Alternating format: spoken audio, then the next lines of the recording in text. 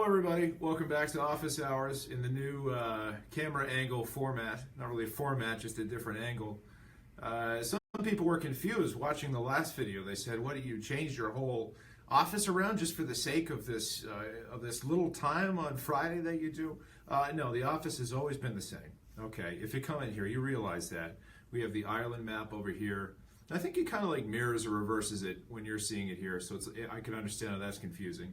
You have the alb and the polished stole. It's a stole with St. Paul on it, I got before our ordination to the priesthood there.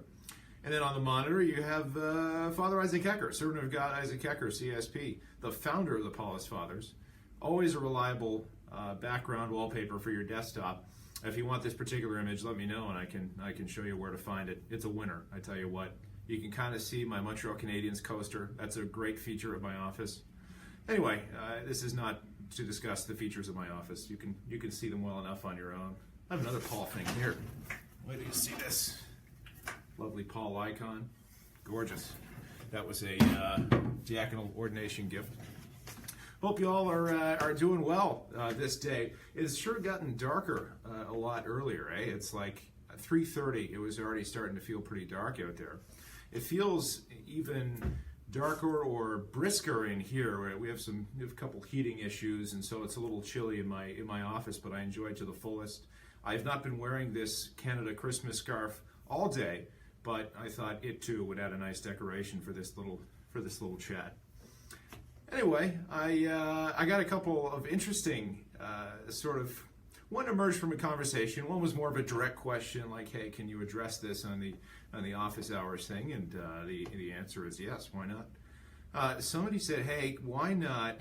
I don't think I have a Canadian accent. No. I'm fully Americanized. Everybody knows that. I've been here 6 years. I speak fluent American English. Everybody. Yeah, I don't know. People do say that. I'll admit that to you. Yeah, that's probably true.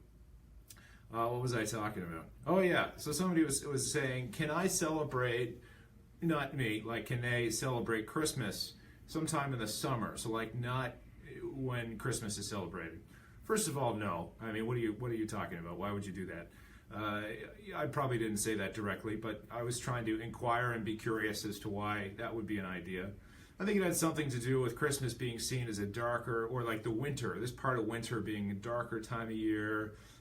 Maybe it's harder to be festive for some people, so on and so forth, and I understand that.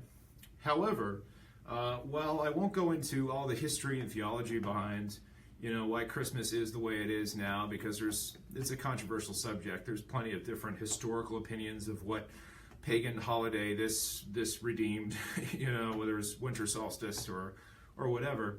Let's just take a look at John for a second. This is the beginning of the Gospel of John. And I read, "In the beginning was the Word, and the Word was with God, and the Word was God. He was in the beginning with God, All things came to be through him, and without him nothing came to be.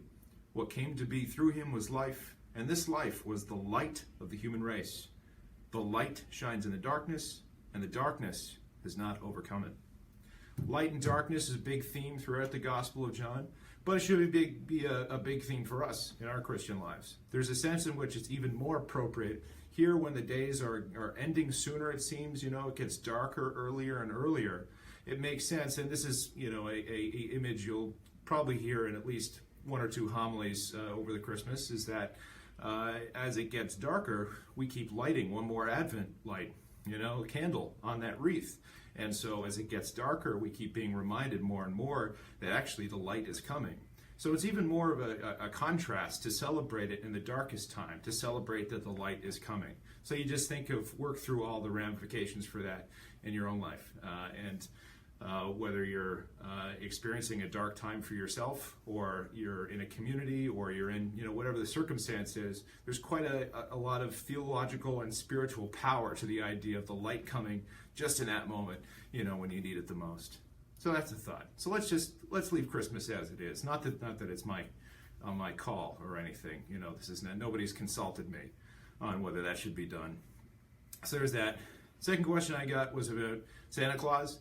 It was to do with whether, if your child does not yet know about Santa Claus, and most of their friends aren't talking a lot about Santa Claus, which, I mean, I don't know. When I was a kid, all my friends were talking about Santa Claus, and certainly we approached it with a sense of realness. Like, yeah, this dude is coming. It's going to happen. Should you introduce Santa Claus? The answer to that is I don't know. First and foremost, because I'm not a parent, and I feel like, I don't know, I try to be well aware of what I know and don't know or have wisdom about. I don't have a ton of wisdom about this. I think what I would say is, if it was introduced by a friend or something like that, like, should you quash that? Should you quell the excitement around Santa Claus? And to that, I mean, I would be inclined to say, not necessarily. This is all theoretical. I provide no directions. I'm not a counselor of Santa Claus related family issues.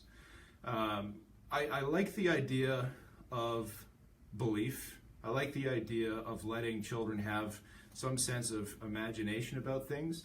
I think there's a way in which it can be kind of training for having a sort of mystical imagination, for thinking about things that are more than what's in front of us.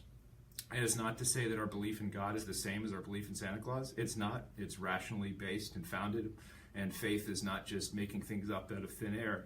But it is kind of training to get ourselves to think with a sense of wonder and awe, I guess is the way I would put that.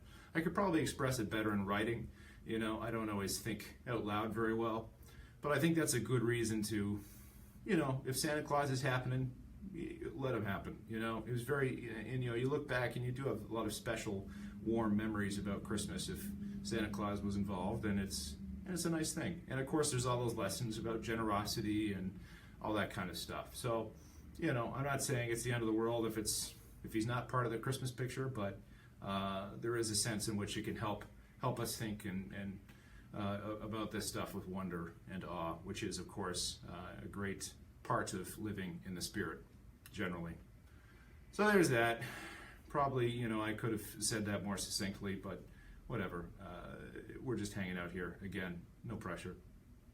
So that's it for now. If you have any questions, it doesn't have to do with Christmas or Advent or anything like that. You can type them in the comments, you can send me an email, or you can tweet at me. It's all good and acceptable in this postmodern age. It's all wonderful. I'm headed to a staff Christmas party right now, so we're going to party up and enjoy a cheese ball or two or something, and it's going to be fun. So I hope you have a lovely weekend. Christmas is coming up. Let's be excited, and we'll talk to you soon. All right? God bless you. Bye.